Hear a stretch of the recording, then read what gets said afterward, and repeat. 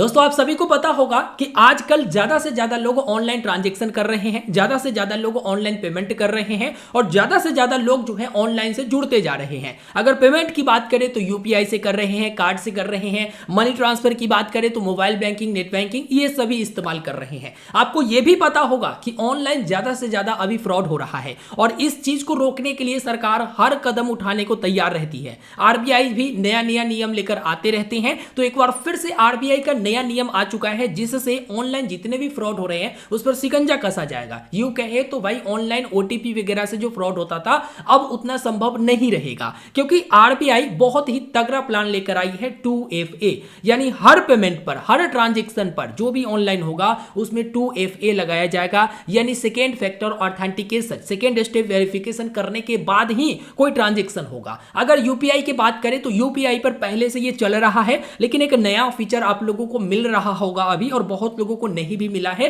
इसके बारे में भी बात करेंगे। देखो यूपीआई पर सेकेंड स्टेप वेरिफिकेशन कैसे लागू है इसे समझते हैं। आप यूपीआई गूगल पे, फोन पे या कोई भी यूपीआई एप्लीकेशन में लिंक करने जाते हैं तो वहां पर आपका सबसे पहले सिम बाइंडिंग होता है, मतलब आप अपने सिम कार्ड को मोबाइल फोन में लगाते हो, एसएमएस से वेरीफाई होता है, तब जाकर आपको अलाउ किया जाता है कि आगे आप यूपीआई पिन सेट करिए या आगे आप यूपीआई ट्रांजैक्शन करिए। तो सबसे पहले तो स्टेप वेरिफिकेशन में सिम बाइंडिंग आ गया कि सिम कार्ड को वेरीफाई कर लिया गया।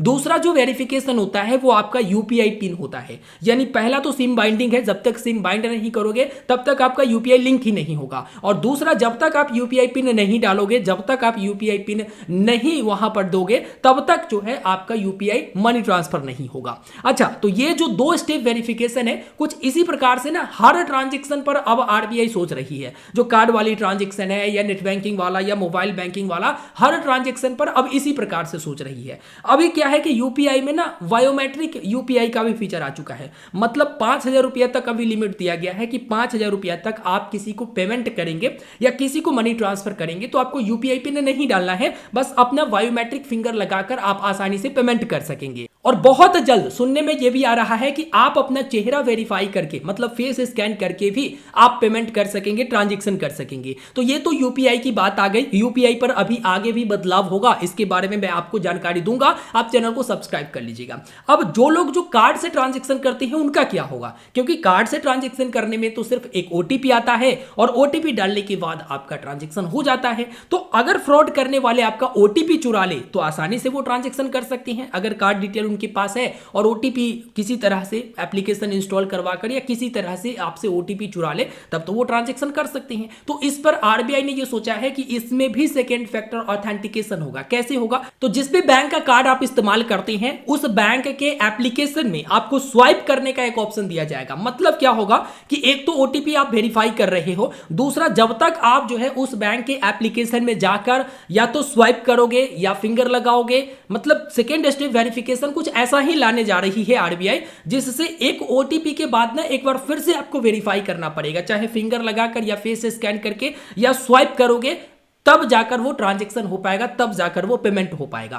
अगर इंटरनेट बैंकिंग की बात करें या मोबाइल बैंकिंग की बात करें तो सेम यही चीजें जो है इंटरनेट बैंकिंग और मोबाइल बैंकिंग में लागू होगा। हालांकि आरबीआई ने पूरा प्लान बना लिया है, ज्यादा संभावना है कि अब आपको सारे जगह बायोमेट्रिक पेमेंट का भी ऑप्शन मिलेगा और फेस स्कैन करके पेमेंट करने का भी ऑप्शन मिलेगा, क्योंकि एक ओटीपी आपका फर्स्ट वेरिफिकेशन होता है, सेकेंड जो है आपको वेरीफाई करना होगा या तो फिंगर या फिर फेस या फिर बहुत सारे एप्लीकेशन में, जो कि ये फीचर काफी पहले से कुछ एप्लीकेशन में मौजूद है कि आप उनके क्रेडिट कार्ड को अगर इस्तेमाल करते हैं तो ओटीपी डालने के बाद या फिर आप जब तक उनके एप्लीकेशन में जाकर स्वाइप करके अनुमति नहीं देते हो पेमेंट करने का, अप्रूव नहीं करते हो, तब तक वो ट्रांजैक्शन नहीं होता है। तो ऐसे ही अप्रूवल वाली सेकेंड स्टेप वेरिफिकेशन अब हर पेमेंट पर लगाई जाएगी। जो भी आप ऑनलाइन ट्रांजैक्शन करेंगे उन सभी पर लगाई जाएगी। ज्यादातर लोग अभी यूपीआई का इस्तेमाल करते हैं, इसलिए यूपीआई पर खास ध्यान रखा जा रहा है। और बाकी कार्ड से भी होती हैं तो कार्ड पर भी अब खास ध्यान रखा जाएगा। अब सिर्फ ओटीपी नहीं बल्कि एक सेकेंड स्टेप वेरिफिकेशन की भी प्रोसेस आपको करना पड़ेगा,